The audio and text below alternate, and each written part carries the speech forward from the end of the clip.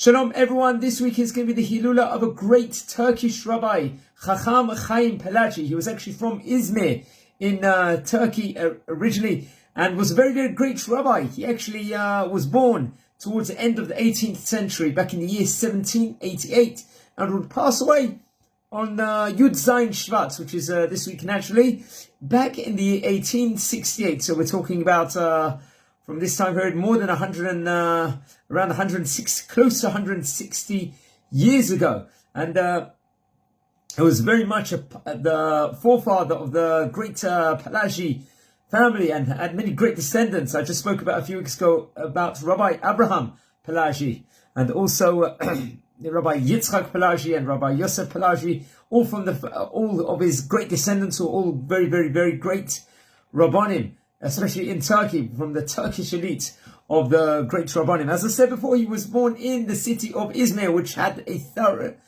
flourishing Jewish community in Turkey back inside the day.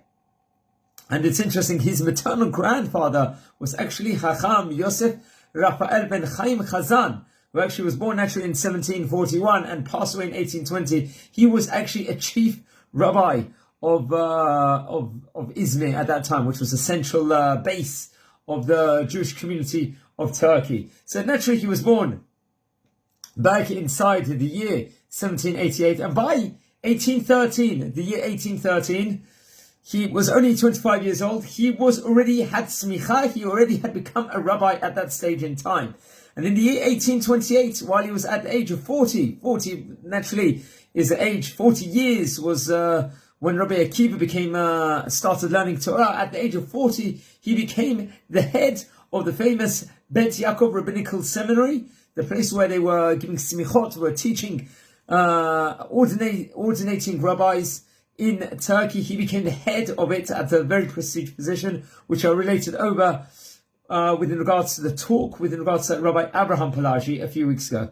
Around the 1837 time period, he became the head of the Bet Din, the religious court, and became a Dayan and also a Marbis Torah. He became a Torah teacher and a Rabbi Korel, as they call, a head rabbi inside the area, very much in those areas. In the years 1854, around that time period, he became a Hacham Bashi, as they say, or chief rabbi of the area called Smyra at the time, which was around this Turkish territories. And he served as a chief rabbi until he passed away back in the year 1868. And he won a lot of awards within regards to, he was very famous within regards to the Medina, Turkey itself, among the non-Jewish people, non-Jewish section, where they greeted him with a lot of different awards for the great amount of Torah scholarship and leadership he gave to Turkish society throughout the years. And there was many great incidents of his Torah leadership, and where many of the great Turkish luminaries, scholarists, poets, they came to him for advice.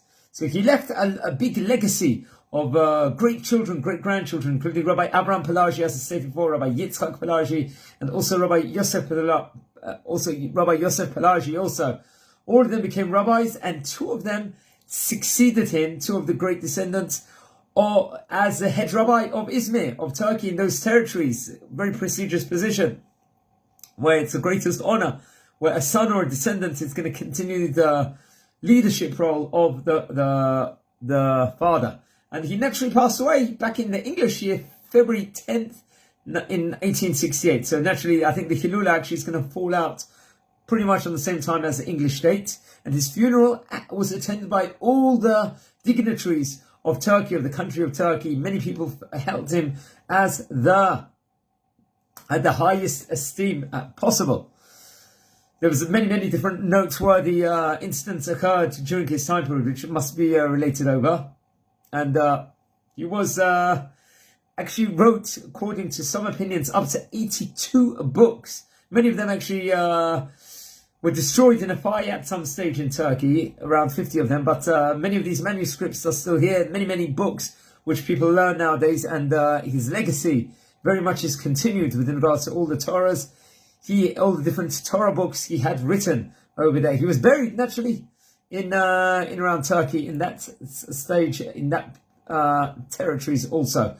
And there's a synagogue, the great synagogue in Izmir, in the city, the Bet Hillel synagogue, was named after him. It was also the synagogue, the Beit Hillel Palaji, was actually instituted also by his son Rabbi Abraham Palachi at a later stage when he founded it. He actually founded, the son did, the Bet Hillel synagogue, and then that became a big flourishing yeshiva, and very much active today. There's a yeshiva in Bnei Brak, a seminary, that is named after Rabbi Chaim Palachi in his honor in Bnei Brak, the most core area in Israel where there's a great amount of Torah scholarship.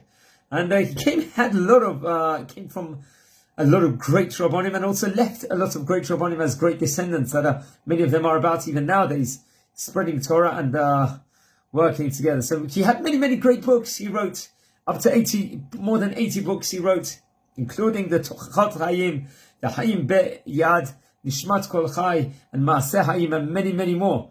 There was many of them were written in Ladino, and also naturally in Hebrew.